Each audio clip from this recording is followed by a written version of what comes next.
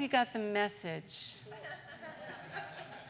How precious and how beautiful this one life right here and now is given to us. We have a precious gift in every moment, a precious gift, and we need to use it wisely. The precious gift is this thing called life. We have an eternal soul, which takes with it, when it moves on, all the learning we've shared, all the love we've shared, all the goodness we've experienced, and all the lessons that we've learned. But the meaning of this day is to be totally present in all states. Mark Nepo has a book called The One Life We've Been Given. And he talks about the importance of the life that we've been given, this one life right here and right now, whether you believe in past lives, forward lives, whatever. There's lots of lives. I believe in different ways. But this one life is all about aliveness, how much we feel alive in the moment. And it doesn't mean for just the good times, but it means we're wholehearted, that we welcome all of life. We welcome each and every piece of it. Now, I know for me, and I know all of us, have experienced the tough times. Pain, loss, confusion, uncertainty. We've all experienced that. But underneath all of that, there's something more, and it's what Reverend Janet introduced us to this morning. It's something greater. It's the thing that connects us to that higher power, the all-knowing, infinite power of good, of love, of peace. It's there. It's there. We have to find a way to make that connection. And what we've been given, each and every one of us, just like the early explorers used the stars for direction, and the sailors would use their compass because they didn't have all the modern gadgets we do. They were guided by, well, let's look at the compass, which has been definitely a symbol of a direction. You take a compass any place on earth, and it will point north, because it connects with an invisible field, and it's dependable. Within us, we have an inner compass, a spiritual guidance system, an SGS, a spiritual guidance system that also connects with an invisible power that is greater than we are, that is invisible, that we can't see, that will guide us, not always into this magnificent thing that's already there for us, but to the next step on this path of our ever unfolding good. Because what we are here to do is to open ourselves to feel that connection to God, to goodness, and to each other. Now, in this life, we have the privilege of denying that spark.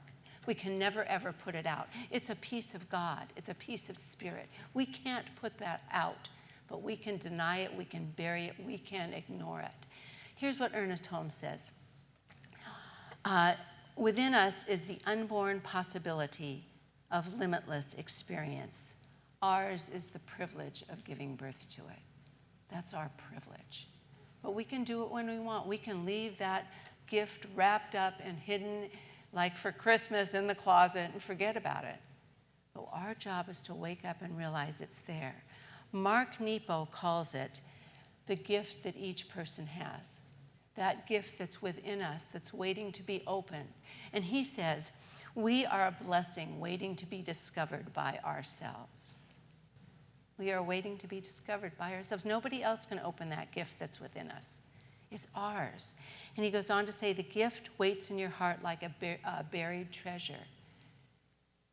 The only way to open it is to love yourself enough to open to something more in you that is ever unfolding, that ever wants to be connected with more and more of life. But I want to read, this is really interesting, in the book, Ernest Holmes' book, this thing called You. He says, the universe is one vast system. The laws of nature conspire for the good of humankind. The laws of nature conspire for the good of humankind. I'm not sure we all believe that, but it's the truth. The good is there for us, and it's waiting for us along the way, for sure.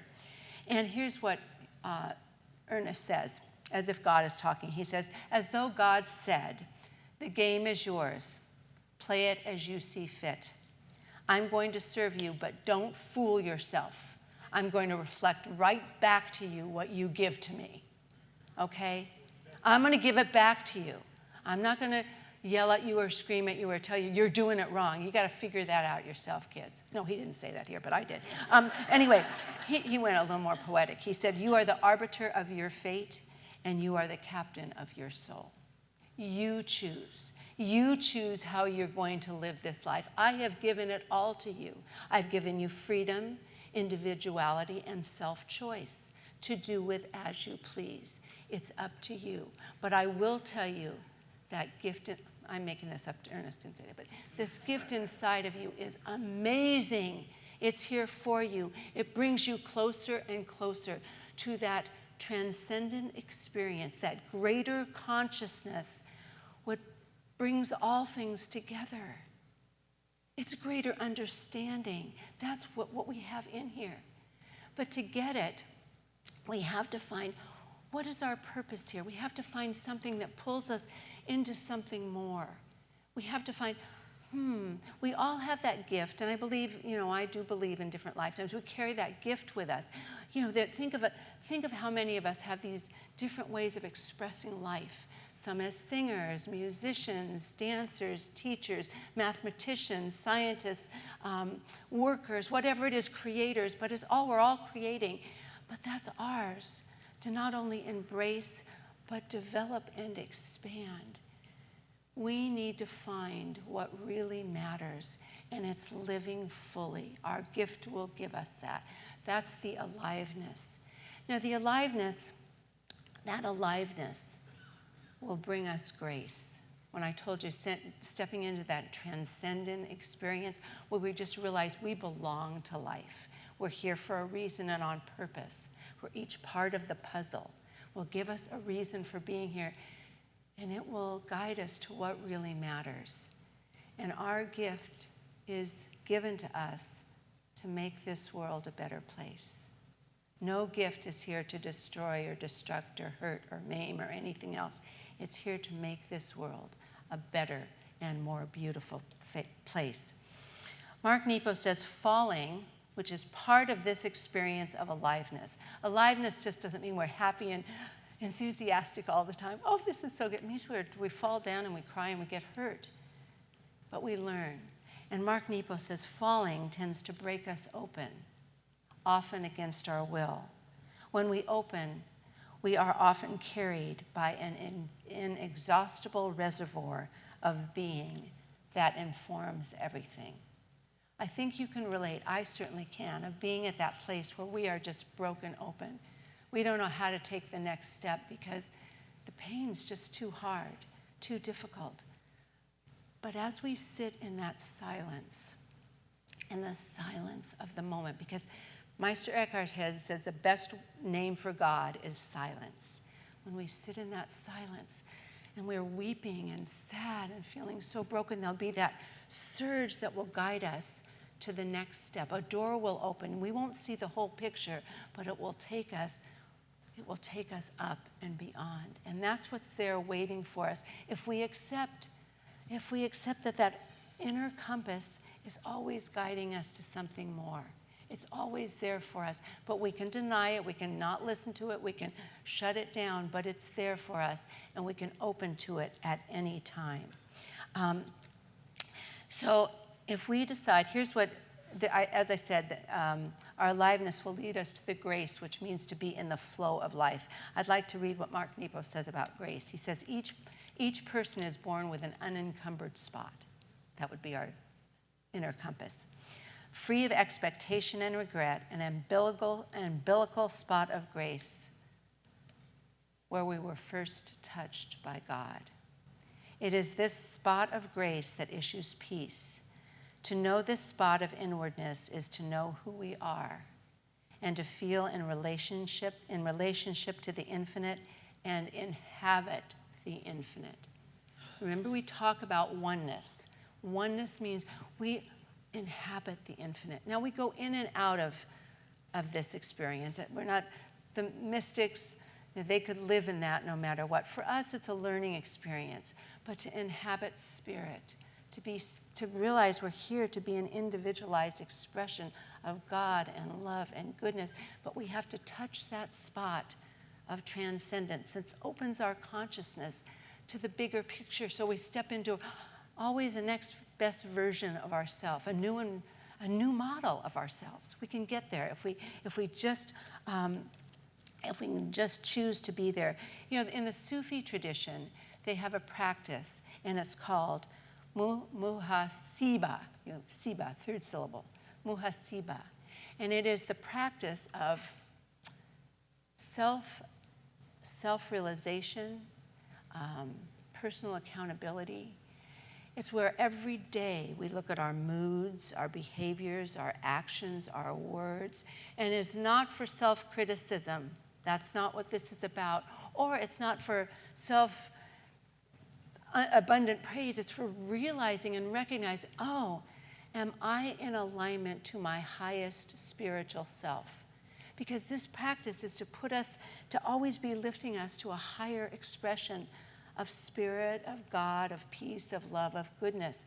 And it's about re-education, adjustment, and getting closer to God. And that's what the point is, that we do this every single day. In order to do this, we must absolutely believe.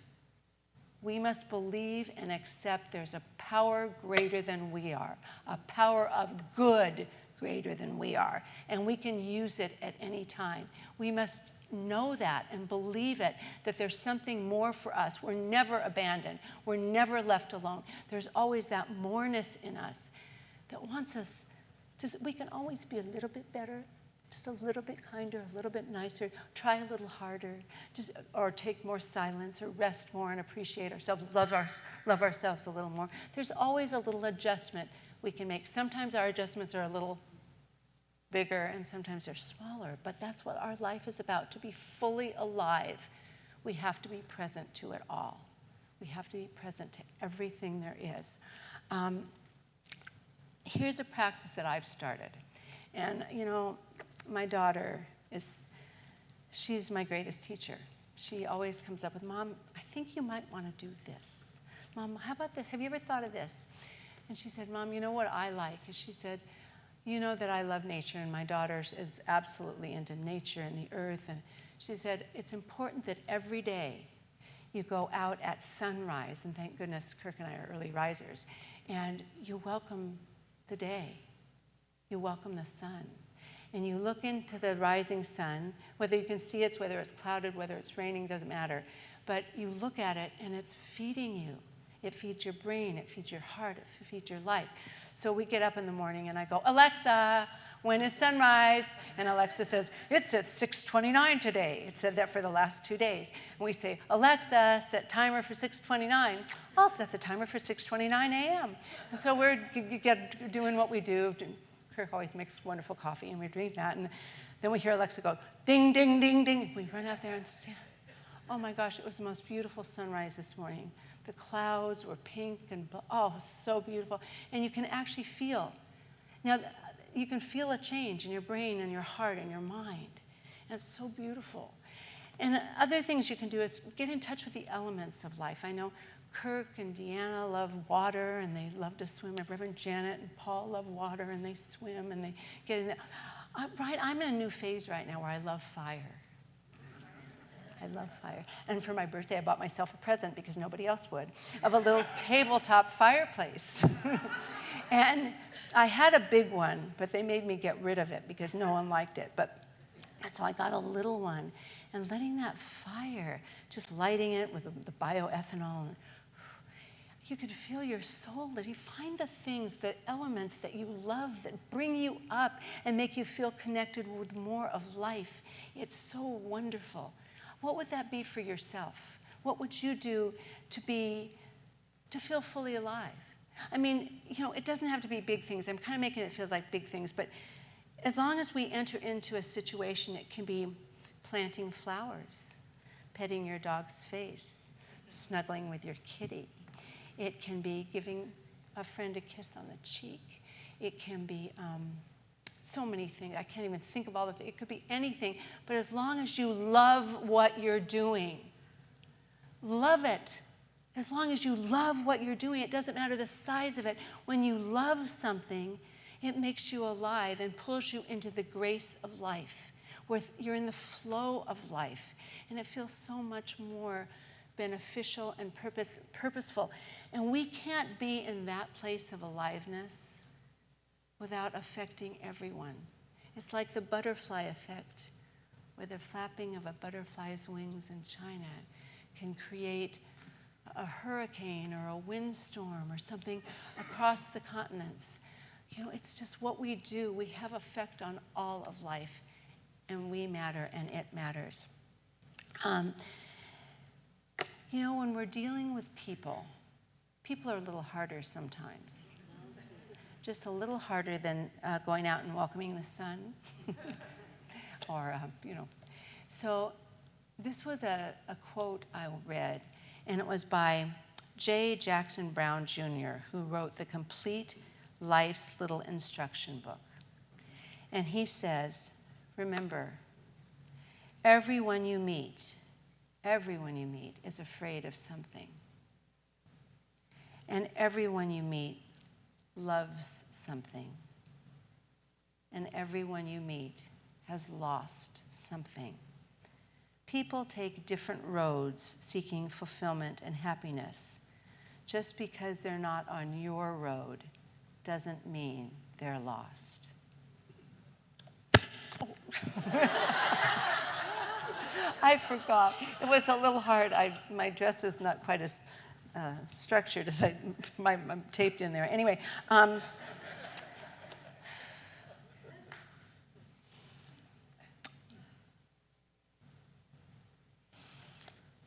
tried to think about what I would have to do to really fully live in aliveness. I'd have to let go of a little bit of my desire to control. I'd have to let go of a little bit of my emotional ups and downs. But what is it that we need to let go of? What we're holding on to so tight, there's not room for grace to flow through. What is it for us that you're holding on to so tight, there's not room for grace? Because when we open up, we can remember a poem that Hafez, the 14th century Sufi mystic, said. We're so connected to that transcendent experience. We say, I have learned so much from God. I can no longer call myself a Christian, a Hindu, a Muslim, a Buddhist, or a Jew. The truth had shared so much of itself with me that I can no longer call myself a man, a woman, an angel, or even pure soul. Love has befriended Hafez so completely, it has turned to ash and freed me of every concept and image my mind has ever known. That is when you can look at life and feel no separation between you and what you see, that you are one with all of it. And that's what I'm talking about today. That's aliveness, where the judgment doesn't settle in, the need to control doesn't settle in, the this and this, that you just feel at one and recognize everyone has had experiences that need to be understood and appreciated.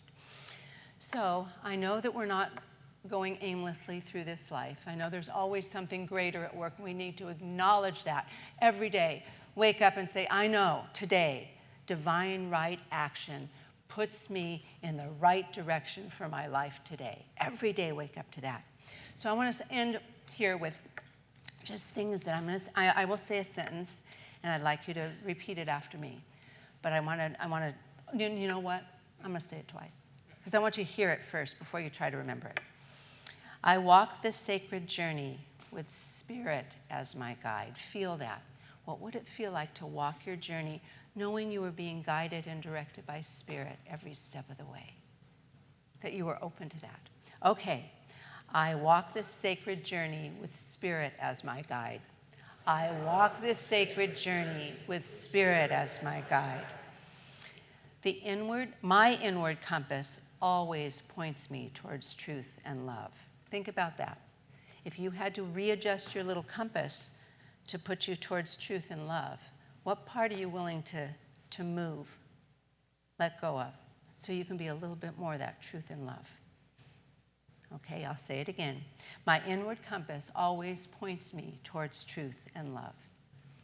My inner compass always points me towards truth and love. Today, I live with purpose, grace, and Spirit. Now think, if you were going to step out the doors today and live a little more purposefully, gracefully, and spiritually than when you came in, what would you do? What would you do? Think about that. Today, I live with purpose, grace, and Spirit. Today, I live with purpose, grace, and Spirit. I can say with confidence, I have truly lived. I can say with confidence, I have truly lived. Hit it, kids.